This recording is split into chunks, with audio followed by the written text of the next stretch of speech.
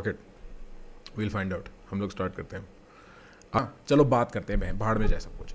तो basically what Acharya Prashant talks about in this video is about fear. Somebody asks him डर क्या है, उसका source क्या है, and Acharya Prashant says something very interesting. He says डर comes from cultivated insufficiency.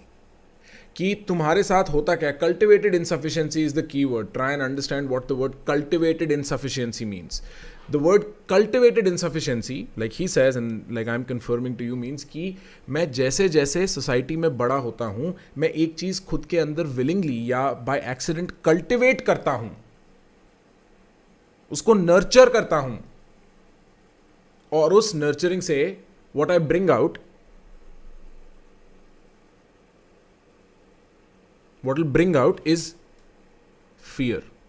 कि मेरे को मेरी लाइफ की सिचुएशंस में ऐसा लगता है जैसे ही कुछ होने वाला होता है कि मैं इनसफिशिएंट होऊंगा इसको हैंडल कर पाने के लिए, क्योंकि मैं ऐसे बड़ा हुआ हूं ये सोचते हुए कि मैं इनसफिशिएंट हूं। दुनिया ने मेरे को बोला है कि तुम इनसफिशिएंट हो, कि जब एक अननोन, एक अनसर्टन सिचुएशन आती है मैं डर फील करता हूं। ये आचार्य प्रशांत का एक्सप्लेनेशन है about fear as far as I have seen this video. मैं भी तुम्हारे साथ देखना चाह रहा था।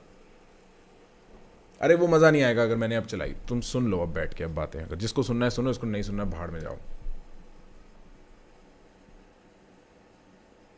ठीक है।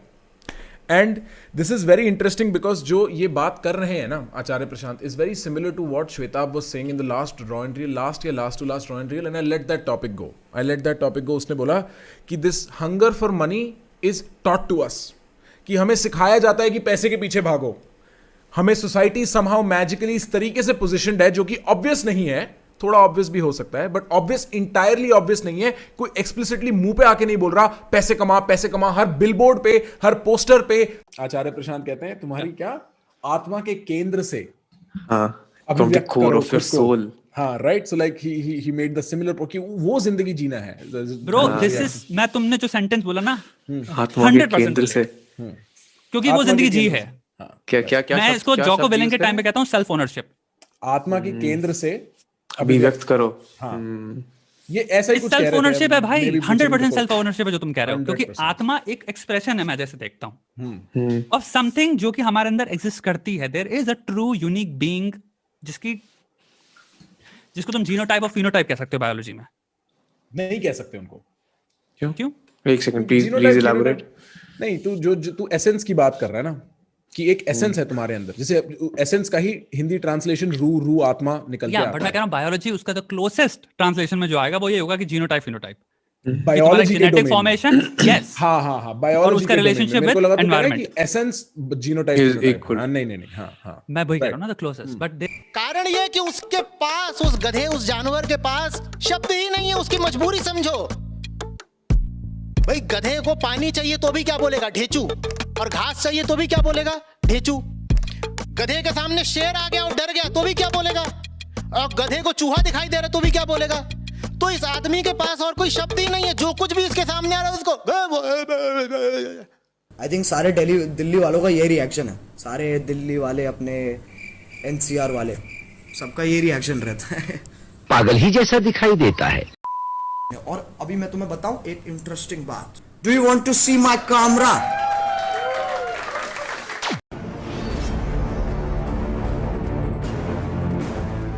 स्वागत है आप सभी का आपके अपने चैनल हिंदी खबर में, और आपके साथ मैं हूं कीर्ति दीक्षित। आज हमारे साथ मौजूद है एक ऐसी शख्सियत जिन्हें हम गुरु, हमारे teacher, environmental activist, social activist, spiritual teacher, इन सभी के नाम से जान सकते हैं। मुलाकात करते हैं आचार्य प्रशांत जी से। आचार्य प्रशांत जी, आपका बहुत बहुत स्वागत है हिंदी खबर से।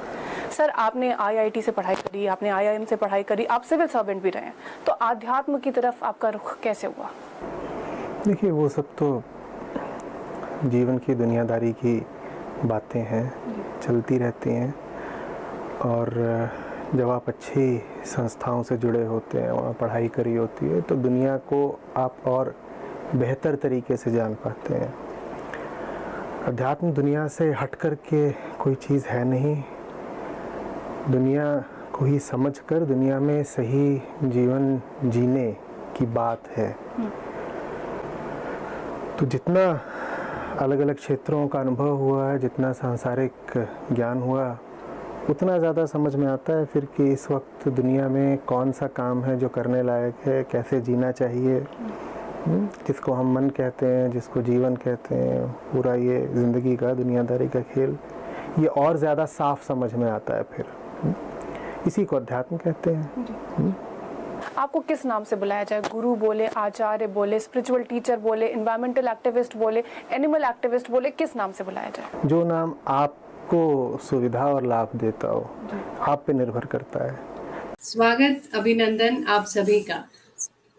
मैं अंशु हर्ष कविशाला के इस मंच पे आप सभी का स्वागत करती हूँ, एक बार फिर से अभिनंदन करती हूँ। और आज कविशाला कॉन्क्लेव में हमारे साथ जो मेहमान हैं वो हैं आचार्य प्रशांत। उनका भी स्वागत करती हूँ। कविशाला एक ऐसा मंच है जो पिछले 3 सालों से सोशल मीडिया पर हिंदी और अंग्रेजी और विभिन्न भाषाओं की कविताओं को आप सभी के समक्ष प्रस्तुत करता है। और कविशाला का जो ये कॉन्क्लेव आयोजित हो रहा है इस साल, ये पहली बार इसका आयोजन हो रहा है। बहुत ही खूबसूरत मंच है, साहित्य का, कविताओं का और बातों का। तो चलिए आज हम आपकी मुलाकात करवाते हैं आचार्य प्रशांत से, जिनका वास्तविक नाम प्रशांत त्रिपाठी है। वो एक भारतीय लेखक, वक्ता और एक पूर्व प्रशासनिक अधिकारी हैं। जीवन और बोध विषयों पर 50 से अधिक किताबें आप लिख चुके हैं। प्रशांत अद्वैत फाउंडेशन नाम की एक नॉन प्रॉफिट ऑर्गेनाइजेशन के आप संस्थापक हैं। भारतीय प्रबंधन संस्थान अहमदाबाद के और भारतीय प्रौद्योगिकी संस्थान दिल्ली के वो पूर्व छात्र रहे हैं। हम और भी प्रशांत जी के बारे में जानेंगे इस मुलाकात में।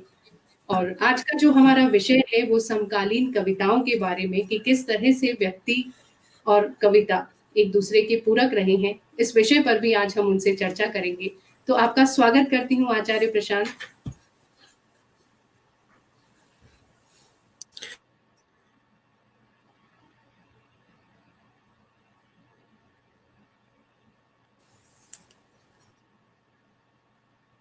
तकनीकी शायद कुछ खामियां चल रही हैं, तब तक आचार्य प्रशांत जी का नेट फिर से ठीक होता है, तब तक मैं ही आपसे बात करती हूँ। आप मुझे सुन पा रहे हैं?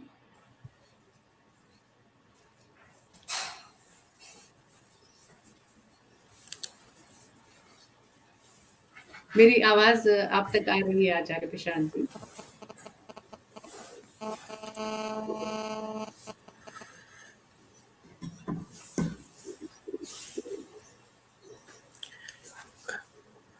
क्षमा कीजिएगा, आपकी बात मुझ तक पहुंच नहीं पाई। शायद कनेक्शन में कुछ कमी है। तो जी, अब मेरी अगर आप आवाज आप तक दोहराएंगी तो मैं समझ पाऊंगा। हाँ, पहुंच रही है, पर थोड़ा कट कर, पर आप कहें। जी, मैं स्वागत करती हूँ आपका, अभिनंदन करती हूँ कविशाला के इस मंच पे, जो जी कविताओं का जी मंच है, जी जो बातचीत जी का मंच जी है। तो इस जी विषय पर जी बात करने के लिए कि कविताएं जो हैं जीवन में वो बहुत प्रभावित करती हैं अभी के व्यक्ति जी को। लेकिन सबसे पहले मैं आपसे एक सवाल जानना चाहूंगी कि आपका जो सफर रहा, जो जिंदगी का सफर है प्रशांत त्रिपाठी से आचार्य प्रशांत की तरफ कैसे मुड़ गया?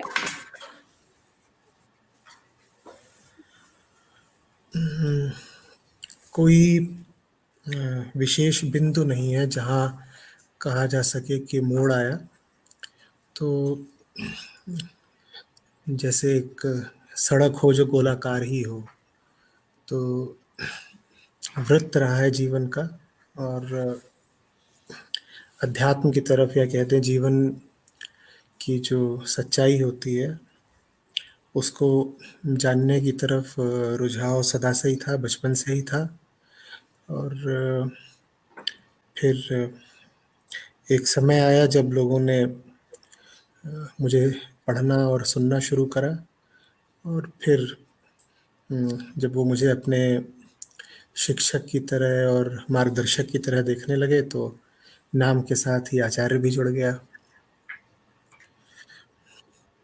अन्यथा कोई विशेष ऐसा बिंदु नहीं है या घटना नहीं है जिसको मैं कह सकूं कि उस घटना के बाद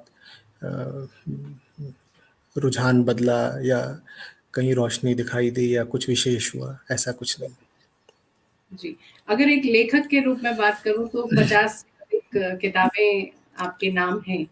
तो पहली किताब का जो प्रकाशन हुआ, वो कदम कैसे उठा? वो विचार कैसे आया जीवन में? देखिए, जो पहली किताब थी, शीर्षक था उसका बोध बिंदु, तो वो खास तौर पर जो हमारे छात्र थे, संस्था के छात्र थे, जिनको लाइफ एजुकेशन, जीवन शिक्षा नामक कोर्स पढ़ाया जा रहा था, तो उनके लिए लिखी गई, बल्कि कहिए कि संकलित की गई। तो जो मैंने उनसे बातें करी थीं, जो लेक्चर, जो व्याख्यान दिए थे, उन्हीं को आधार बना करके और उनमें बदलाव करके, कुछ जोड़ के उनको। सबसे पहले तो कुणाल को गेस्ट नहीं मिला है। कुणाल के पास कोई स्क्रिप्ट नहीं है। No, I'm just telling you. You have to realize that when it comes to the arts field, Look at when him. it comes to Look at him. He's running the away. artists and what they want to achieve, they are best left alone. This is the normal. Yeah, please do it. Hello. I hope you have the courage and the spine to answer these questions. It is time that your mockery ends. Your mockery of the Indian system comes to an end.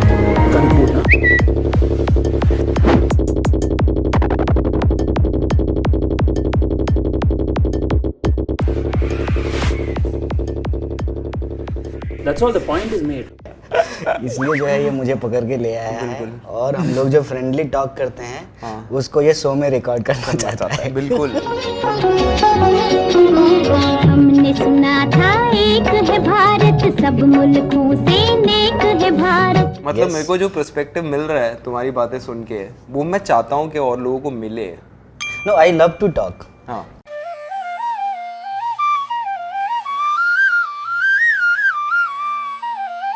Hello, ladies and gentlemen. Today is the first time we are repeating a guest on the podcast, and today with us is Kanhaiya Kumar. Not student, not MP, just an active citizen. इस देश की सत्ता ने जब जब इस समाज में अत्याचार किया है, इस देश में जेएनयू से बुलंद आवाज आई है और हम उसी को दोहरा रहे हैं। Demanding equality is revolution. Yes, we need revolution and I am revolution. इनको दर्द होता है कि गरीब का बच्चा क्यों करो। अरे गरीबी मत बेचो, गरीबी बेचता है। प्रधानमंत्री की गाली दे रहे हैं, बताइए। अरे प्रधानमंत्री बोलते हैं कि गरीबी मत बेचो। भारत से नहीं मेरे भाइयों, भारत में आजादी मांग रहे हैं। आज हम बात करेंगे ऐसे टाइम पास। हम एक्चुअली कुछ प्रिपेयर्ड नहीं हैं, पर मेरे एक दो सवाल थे जिसके बारे में मैं तुमसे बात कर चुका हूँ लाइफ में, पर वो मैं लोगों को बता नहीं पा रहा हूँ। आई थिंक तुमको ही वो सब्जेक्ट्स के बारे में बात करना चाहिए। हम एक बार बात कर रहे थे एक चीज़ के बारे में, which was negotiation with self. Negotiation with self, ये एक्चुअली हर कास्ट, हर क्लास, हर रिलीजन, हर कल्चर, हर आइडेंटिटी के लोगों के साथ जुड़ा हुआ है कि आप सेल्फ के साथ कैसे नेगोशिएट करते हैं। कोई भी इंसान जब अपने बारे में सोचता है तो वो जो जूझ रहा होता है, सबसे पहला सवाल उसके मन में होता है कि ये मुझे क्यों झेलना पड़ रहा है। फिर उसी के बेसिस पे जो आपके लाइफ का क्राइसिस होता है, आप अपने लाइफ में एक एम्बिशन तय करते हैं कि मुझे ये करना है और मुझे ये नहीं करना है। तो एक जब फर्स्ट इंट्रोडक्शन होता है आपका, जिसके बेसिस पे दुनिया आपको जज कर रही होती है, आप जब पहली बार उसको नेगोशिएट करते हैं या उससे जब आप इंटरेक्ट करते हैं, वो फीलिंग और वो एक्सपीरियंस बहुत इंटरेस्टिंग होता है। जैसे कि मेरा नाम कन्हैया ही क्यों है। मेरी क्या पहचान है? इस भवन में अभी अगर कोई मच्छर है तो उसके लिए मेरी पहचान है बढ़िया मांस, मस्त आदमी, खून काफी होगा। तो मेरी पहचान तो देखने वाले पे निर्भर हो गई ना, हो गई कि नहीं हो गई?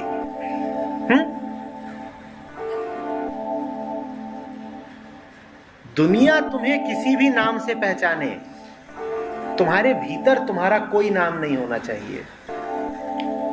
लेकिन जब आप आगे बढ़ते जाते हैं आपसे नेगोशिएशन करते हुए कि आपको साइंस लेना है कि आर्ट। आचार्य जी, आपने IIM क्रैक किया, IIT क्रैक किया, IAS भी, बट उसके बाद आपने कॉर्पोरेट लाइफ छोड़ के आपने प्रशांत अद्वैत फाउंडेशन शुरू करी। आपके हिसाब से what is a successful life? मैं सफल हुआ हूं कि नहीं वो तो सिर्फ मुझे ही पता हो सकता है। और कैसे पता होगा कि भाई भीतर अभी आग लगी रहती है कि नहीं लगी रहती, भीतर बात बात में डर क्लेश उठ जाता है कि नहीं उठ जाता है, भीतर कोई बैठा हुआ है कि अभी भी जो एकदम ही छोटा है, पेटी क्षुद्र, जो दुश्मनों से चिढ़ता है, जो महत्वाकांक्षा रखता है, जो ईर्ष्या जेलसी रखता है, अगर वो अभी सब भीतर बैठा ही हुआ है तो फिर तो अभी भीतर बहुत काम बाकी है। और अगर काम बाकी है तो सफल कहाँ से हो गए? और अगर हम खुशी की बात करें, क्योंकि मुझे लगता है दुनिया में बहुत से लोग या अधिकांश लोग खुशी ही परस्यू कर रहे हैं, आपको लगता है कि इस हैप्पीनेस की कोई ऑब्जेक्टिव डेफिनेशन है? क्या हैप्पीनेस वो एक हीडोनिज्म वाली फीलिंग है जो लोग प्लेजर परस्यू करके अचीव करना चाहते हैं, या हैप्पीनेस कुछ और है? दुनिया में इस वक्त ज़्यादातर जो समस्याएं हैं उनका कारण ही यही है कि हम जानते ही नहीं हैं निचली खुशी और ऊंची खुशी के बीच का अंतर। एक खुशी हमको आपको मिल रही है ये बातचीत करने में, और एक खुशी वो भी होती जो आपको सोने में और मुझको खाने में मिलती। खुशी तो दोनों ही कामों में मिल जाती, इस बात को करने में भी और सोने में खाने में भी। लेकिन एक निचली खुशी है, एक ऊंची खुशी है। दुनिया की मैं कह रहा हूँ ज़्यादातर समस्याएं यही हैं कि हमें ऊंची खुशी का कोई मतलब ही नहीं पता। जो हैप्पीनेस ऑफ कॉन्शियसनेस है उसको हम जानते ही नहीं। ज़्यादातर जो हमारे प्लेजर्स हैं वो प्लेजर्स ऑफ बॉडी हैं, और जो हमारी हैप्पीनेस है वो सोशल डिक्टेट से आ रही है। समाज ने जो बता दिया हम वही करने में और वही हासिल करने में खुश हो जाते हैं। और वो खुशी बहुत न सिर्फ निचली है बल्कि उथली भी है, सुपरफिशियल भी है। उस खुशी में डर मिला होता है, वो खुशी बहुत दूर तक चलती नहीं, वो खुशी अपने पीछे पीछे गम और उदासी लेकर के आती है। तो अगर एक इसी बात को पकड़ करके लोग गहराई से सोच समझ लें कि कौन सी खुशी चाहिए मुझे, तो दुनिया बदल जाएगी। खुशियाँ बहुत तरह की हैं, खुशियाँ बहुत स्तरों की हैं। मुझे किस स्तर की खुशी चाहिए? जितने ऊंचे स्तर की आप खुशी चाहेंगे उतने ऊंचे स्तर का आपका जीवन होगा, और बस वही सब कुछ है। तो ये जो ऊंचे स्तर वाली खुशी है, एक मिडिल क्लास वाला आदमी कैसे अचीव कर सकता है? बात मिडिल क्लास या लोअर मिडिल क्लास या बूढ़े या बच्चे या आदमी या औरत की बिल्कुल भी नहीं है। ये सवाल तो हर समय हर व्यक्ति के सामने है कि तुम्हें इस समय कौन सी खुशी चाहिए। और ऐसा कोई होता नहीं है दुनिया में जिसके पास वो जो नीचे वाली खुशी है उससे रिलेटिवली तुलनात्मक रूप से ऊंची खुशी का कोई विकल्प ना हो। एक अगर 8 साल का बच्चा भी है तो उसके पास ये विकल्प होता है कि शाम का वक्त हो रहा है, मैं बाहर भाग जाऊं और मैं बाहर दौड़ लगाऊंगा, फुटबॉल खेलूंगा, मैं उसकी खुशी ले लूं, या फिर मेरी परीक्षाएं आ रही हैं मैं उसकी तैयारी कर लूं, मैं उस तैयारी की खुशी ले लूं। तो कोई भी इंसान हो, मिडिल क्लास कोई भी इंसान हो, उसको ये देखना होगा कि इस वक्त पे मेरे पास विकल्प क्या क्या हैं। आमतौर पे जो निचले तल का विकल्प होता है, लोअर लेवल का, वो आसान होता है, और जितने ऊंचे तल की खुशी होती है वो उतनी बड़ी कीमत मांगती है। वो कीमत आपको देने को तैयार होना चाहिए। Thanks again. तो मैंने जितना भी जो लोग देखे जिन्हें हम महान व्यक्ति कहते हैं, मैं कहूँगा जो खुश दिखते हैं साफ, जैसे Gautam Buddha, Baba Nanak, Mahatma Gandhi, even Martin Luther King, तो इन लोगों में जो मैंने चीज़ कॉमन पाई वो ये थी कि ये सर्विस कर रहे थे, दूसरों की मदद कर रहे थे। तो is it safe to assume कि दूसरों की मदद करने में ही ऊंचे स्तर की खुशी मिलती है? इसको थोड़ा सा पलट दीजिए। अपने से आगे का कुछ करने में ऊंची खुशी मिलती है।